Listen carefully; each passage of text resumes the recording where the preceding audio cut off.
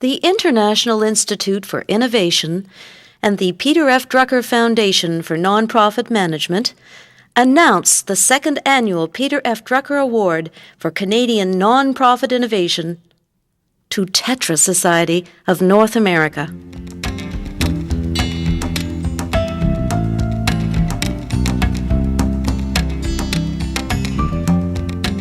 Well, Tetra was originally started as a very selfish pursuit on my part. I wanted to be able to live independently in my apartment, and I simply could not live and do the things that I expected to do in life. And I found that I couldn't butter my bread, I couldn't open my curtains, and all these other simple tasks that were right out of reach for me.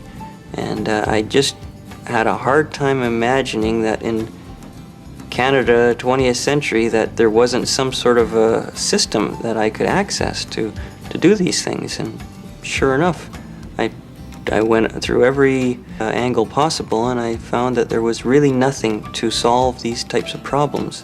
And with all of the people moving out of institutions, I thought, well, something should be done. So I got together a few people, and we met and tried to come up with some solutions, and that's how it started.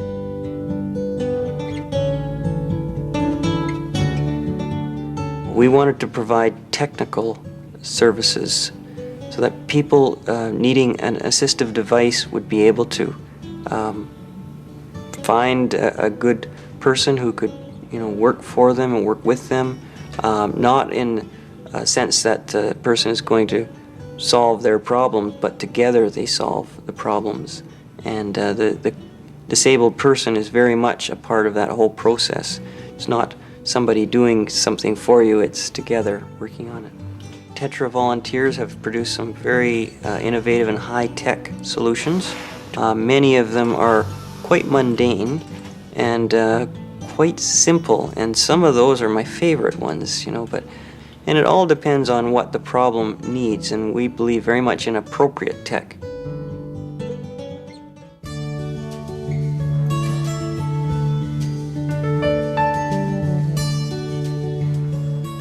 What Tetra is a group of designers, engineers, electronic engineers, civil engineers, and volunteers who get together once a month and sit down and brainstorm solutions to a variety of problems that have come forward to us through the organization of Tetra.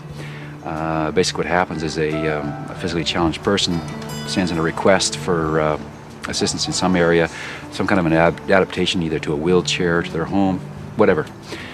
Method of walking their dog, releasing the clip. Well, I needed something to hold a set of binocular so that I could watch birds, because my hands and my arms aren't strong enough to hold binoculars up to my eyes to watch them. And once we've got this request and we find out it's not available as a commercial product, then we set about finding somebody within our group that's capable of coming up either with an idea or remanufacturing an existing piece of equipment.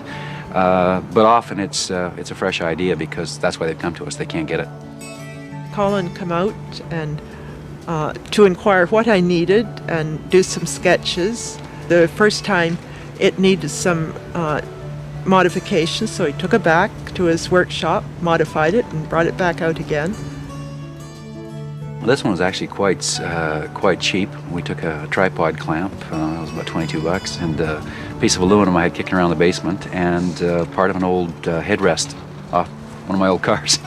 And put half of it, the female part, on the chair and the male part on the rod, and then she can take it off and on as she needs to. Tetra is composed of volunteers, so they don't charge for their time, which is wonderful, because a lot of people with a mobility problem, it's not just their bodies that are handicapped, it's their finances that are severely handicapped as well.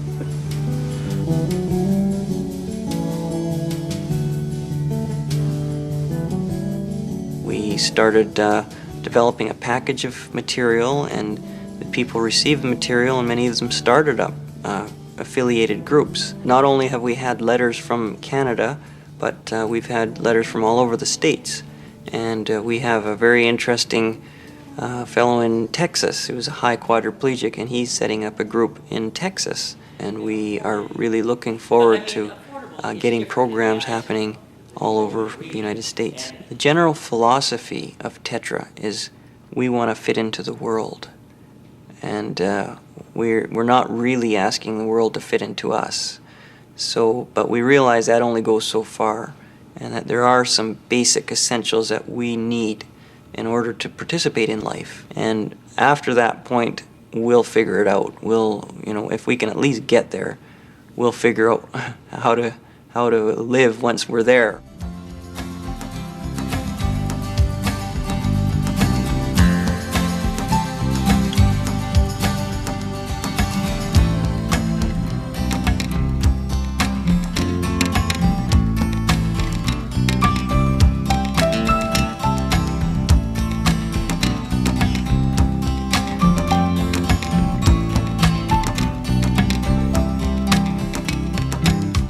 Thanks to the following for their sponsorship of the 1994 award: Bank of Montreal, the Canoff Foundation, International Development Research Centre, the Molson Companies Limited, George Weston Limited, Power Corporation of Canada, Liberty International of Canada, Foundation for Association Research and Education, Canadian Society of Association Executives, Imperial Oil, McKinsey & Company, Community Foundations of Canada,